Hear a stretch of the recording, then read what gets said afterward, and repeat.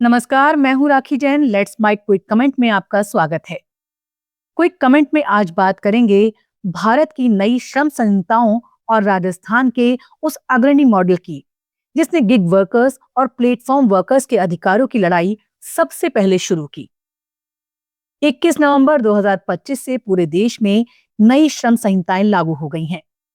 पहली बार gig workers जैसे Ola Uber driver, स्वीटी Zomato delivery boy, Amazon Flex workers को सोशल सिक्योरिटी का कानूनी अधिकार मिला है। केंद्र सरकार इस बदलाव को ऐतिहासिक बता रही है, लेकिन इस कहानी की असल शुरुआत राजस्थान में 2 साल पहले ही हो चुकी थी। अशोक गहलोत सरकार ने जुलाई 2023 में देश का पहला राज्य स्तरीय कानून पारित किया, Rajasthan platform based gig workers act 2023। ये कानून केंद्र की सोशल सिक्योरिटी कोड 2020 से भी आगे था, क्योंकि केंद्र ने गिग वर्कर्स के लिए फंड या वेलफेयर बोर्ड तब तक लागू नहीं किया था। राजस्थान ने वही मॉडल पहले तैयार कर दिया जिसे आज पूरा देश अपनाने की कोशिश कर रहा है। इस कानून की सबसे बड़ी विशेषता ये थी कि सभी प्लेटफॉर्म वर्कर्स और एग्रीगेटर कंपनियों के अनिवार्य रजिस्ट्रेशन का प्रावधान किया गया। हर गिग वर्कर को एक यूनिक आईडी मिलती है, जिसके आधार पर उसे मिली सेवाओं, लाभों और शिकायतों को ट्रैक किया जा सकता है। ये डिजिटल डेटाबेस आज भारत में पहली बार किसी राज्य ने तैयार किया था। गहलोत सरकार ने गिग वर्कर्स के लिए 200 करोड़ रुपए का वेलफेयर फंड बनाया। ये फंड 3 स्रोतों से भरता है: एग्रीगेटर्स से सेस, सरकार का योगदान और वर्कर्स का वैकल्पिक अंशदान। इस फंड का उद्देश्य गिग वर्कर्स को दुर्घटना बीमा, स्वास्थ्य बीमा, आय सहायता और मातृत्व लाभ जैसी सेवाएं देना था। ये व्यवस्था भारत के किसी भी राज्य में इससे पहले मौजूद नहीं थी। एग्रीगेटर कंपनियों पर 1 से 2% वेलफेयर सेस लगाया गया। ये सेस उपभोक्ता पर नहीं, कंपनी पर लागू होता था।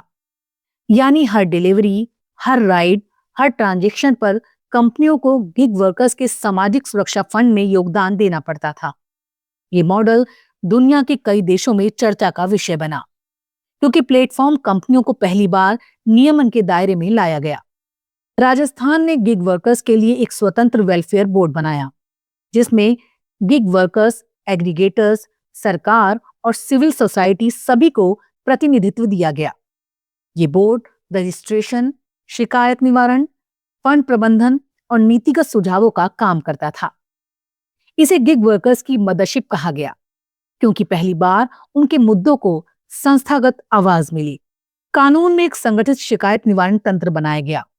गिग वर्कर्स अकाउंट ब्लॉक, अनुचित पेनल्टी, कमीशन कटौती, देर से भुगतान जैसी समस्याओं पर ऑनलाइन शिकायत दर्ज करा सकते थे। यह अधिकार पहले ना तो किसी राज्य ने दिया था और ना ही केंद्र ने।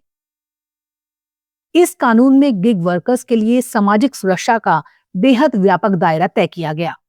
दुर्घटना बीमा, स्वास्थ्य बीमा, पेंशन, आय सहायता, मातृत्व लाभ और कार्य संबंधी सुरक्षा।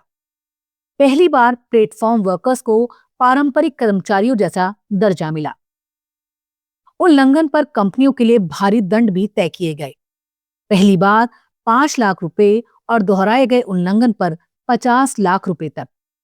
इससे ये संदेश गया कि डिजिटल प्लेटफॉर्म की दुनिया अब कानूनी ढांचे से बाहर नहीं रह सकती। इस कानून की पृष्ठभूमि भी दिलचस्प रही। राहुल गांधी की भारत जोड़ो यात्रा के राजस्थान चरण में हजारों गिग वर्कर्स ने अपनी समस्याएं रखीं।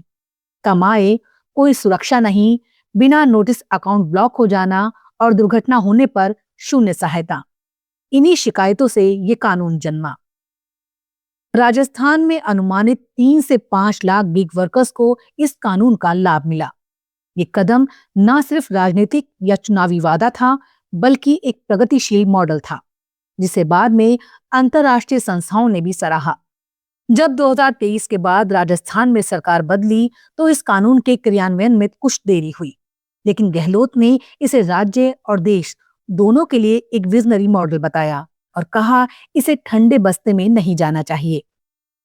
आज जब भारत की नई श्रम संहिताएं गिग वर्कर्स को सोशल सिक्योरिटी दे रही हैं, तो ये याद रखना जरूरी है, इस दिशा में पहला ठोस कदम राजस्थान ने ही उठाया था। केंद्र अभी फंड और बोर्ड बना रहा है, जबकि राजस्थान 2023 से इसे लागू कर चुका है। भारत की नई श्रम संहिताओं ने जिस बदलाव को आज राष्ट्रीय स्तर पर लागू किया है, उसकी प्रयोगशाला राजस्थान था। डिजिटल अर्थव्यवस्था में काम करने वाले इन युवाओं को अधिकार, सुरक्षा और सम्मान देने की शुरुआत यहीं से हुई थी। क्योंकि टेक्नोलॉजी चाहे जितनी आधुनिक हो जाए, एक सुरक्षित श्रमिक ही किसी भी स्मार्ट अर्थव्यवस्था का असली आधार होता है। लेट्स माइक क्विक कमेंट में फिलहाल इतना ही। देखते रहिए, सुनते रहिए लेट्स माइक। नमस्कार।